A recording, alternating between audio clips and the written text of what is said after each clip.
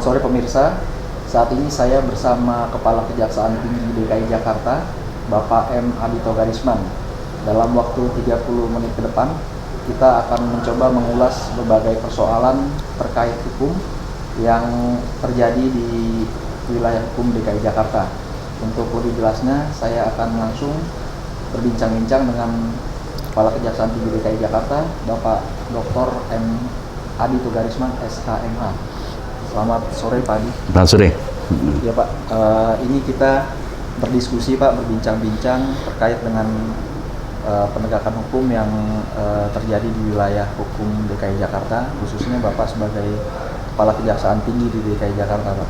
Ya. Ini ekspektasi masyarakat terhadap penegakan hukum di negeri kita kan begitu tinggi Pak ya. Cuma di satu sisi masyarakat juga perlu dicerdaskan atau diajak untuk mengerti tentang makna penegakan hukum yang sebenarnya nih Pak, terutama mengenai penegakan hukum terkait pemberantasan korupsi Pak. Seperti apa kira-kira pola-pola yang Bapak jalani khusus di wilayah hukum DKI Jakarta ini sendiri? Baik, saya kira sebagaimana diamanatkan oleh pembukaan Undang-Undang 45 bahwa kita harus bisa mewujudkan kesejahteraan rakyatnya, bahwa kesejahteraan itu merupakan salah satu tujuan bangsa Indonesia, yang salah satu aspeknya adalah penegakan hukum. Artinya sejahtera itu akan tercapai apabila penegakan hukum di negara ini berjalan sesuai dengan ketentuan yang ada, sehingga capaian kesejahteraan itu akan terdorong dan akan mudah tercapai ketika penegakan hukum itu dapat berjalan sebagaimana mestinya. Berkaitan dengan penegakan hukum, kejaksaan mempunyai posisi sentral sebetulnya ketika kita berbicara penegakan hukum. Saya katakan sebagai posisi sentral karena kejaksaan adalah satu-satunya lembaga yang mempunyai kewenangan untuk menuntut. Penegakan hukum artinya berbicara bagaimana memberantas kejahatan melalui jalur hukum. Lah kami sebagai aparat penegak hukum di bagian penuntutan, selain kewenangan yang ada di penyidikan, maka dapat dijabarkan pelaksanaan penegakan hukum harus berjalan sesuai dengan ketentuan yang ada. Ketika menegakkan hukum, kita sudah ada dasar hukumnya, maka pelaksanaan penegakan hukum itu harus sesuai dengan ketentuan yang berlaku.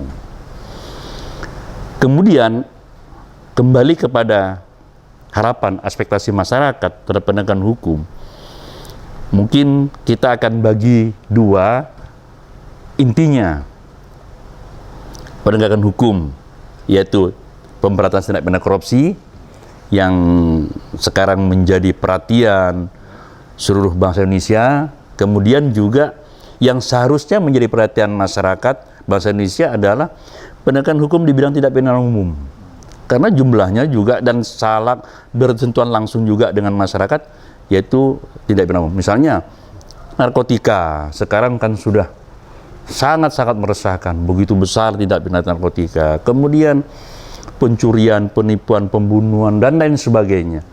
Itu juga tidak berarti harus kita abaikan, menjadi perhatian kita semua ketika kita berbicara penegakan hukum. Kemudian untuk tindak pidana korupsi, kalau ditanyakan, saya kira semua pada memahami, tahu pemerintah negara Indonesia selalu bersemangat dan selalu menekankan kepada kami dari pimpinan untuk betul-betul memberantas tindak pidana korupsi. Bagaimana upaya-upaya seluruh aparat penegak hukum untuk memberantas tindak pidana korupsi, menurut pengamatan saya sudah sedemikian rupa gencar, sudah sedemikian rupa semangat. Tapi ternyata tindak pidana korupsi kan masih banyak.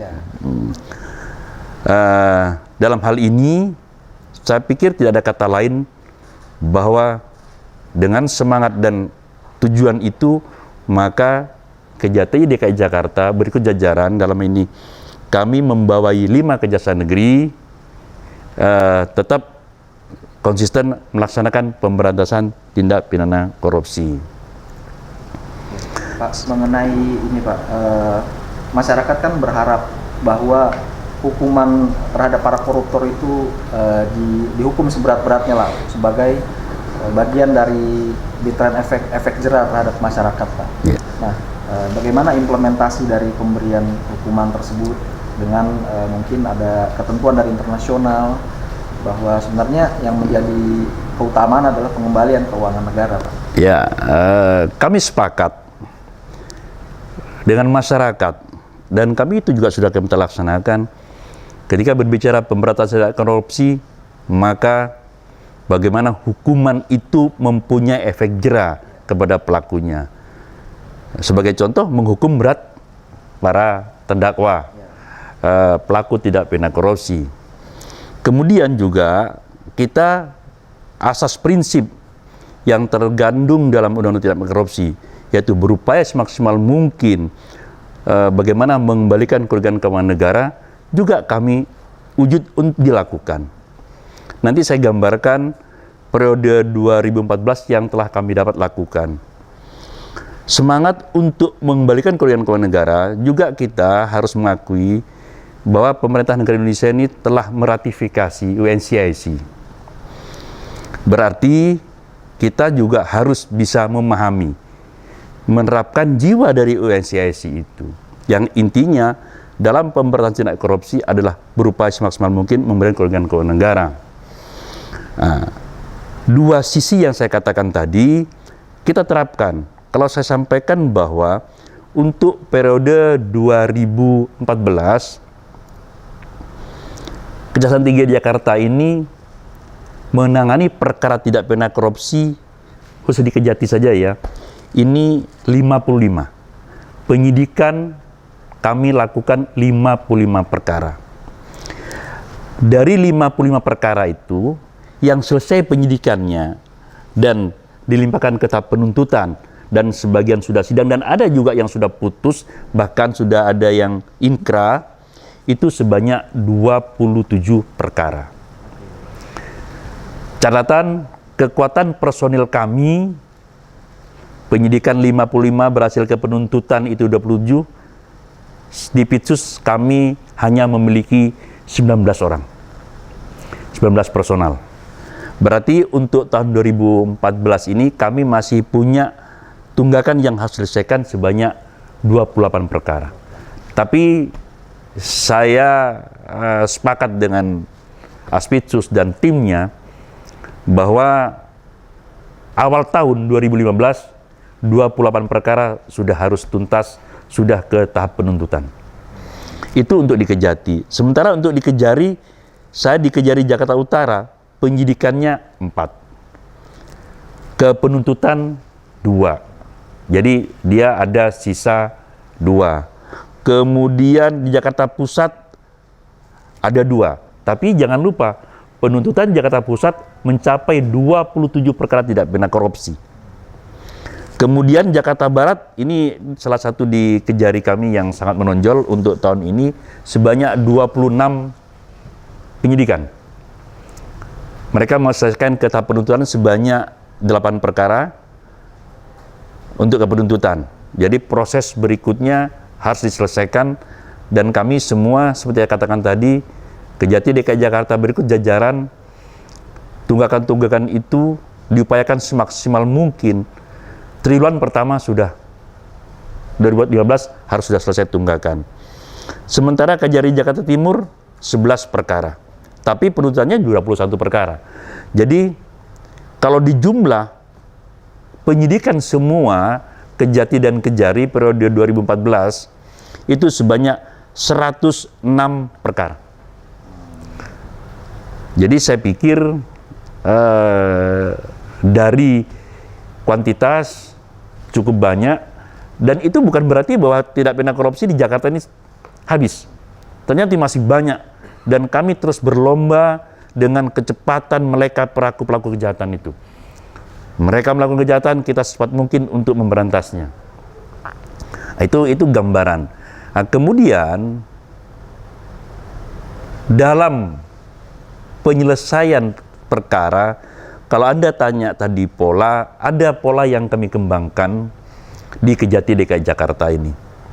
Ketika mulai menangani perkara, tujuannya adalah penyelesaian perkara ini secara konsisten. Kemudian penyelesaian perkara secara tepat waktu dan tuntas. Ada pola-pola yang kami terapkan, disepakati untuk diterapkan. Yang pertama bahwa setiap kita akan melangkah ke proses penyidikan, kami semua sepakat merencanakan penyelesaian kasus ini dengan matang. Sehingga dari awal kita melakukan penyidikan, gambaran nanti struktur kasus ini bagaimana diselesaikan, kemudian apa-apa yang akan dilakukan, langkah apa yang akan ditempuh, kemudian perkiraan apa hambatan, kita diperencanakan sudah didiskusikan. Kalaupun nanti mungkin dalam perjalanannya ada perubahan, tapi mendesain penyelesaian perkara dari awal itu adalah kewajiban bagi kami. Dari proses penyidikan itu, Pak? Iya, dari awal sudah tenang. Makanya kalau kita lihat dari perencanaan, jalannya proses penyelesaian perkara di DKI Jakarta, alhamdulillah. Kami dalam 1 tahun ini, yang kami mulai disidik Januari sampai akhir tahun ini, sudah 27 perkara itu sudah disidangkan. Ini saya anggap, saya nilai Aspitsus begitu jajarannya, begitu memahami kebijakan ketika saya mengharuskan pelaksanaan kegiatan penyidikan ini direncanakan dengan matang duluan. Jadi perjalanannya sudah lancar. Satu. Kemudian yang kedua, ini kan menanggapi harapan masyarakat, ekspektasi masyarakat tentang pemberantasan tindak pidana korupsi. Yang saya yakin masyarakat kan tidak hanya berharap bahwa hukuman berat saja. Tapi kan saya sangat sadar masyarakat mengharapkan bagaimana Indonesia ini betul-betul bebas dari korupsi.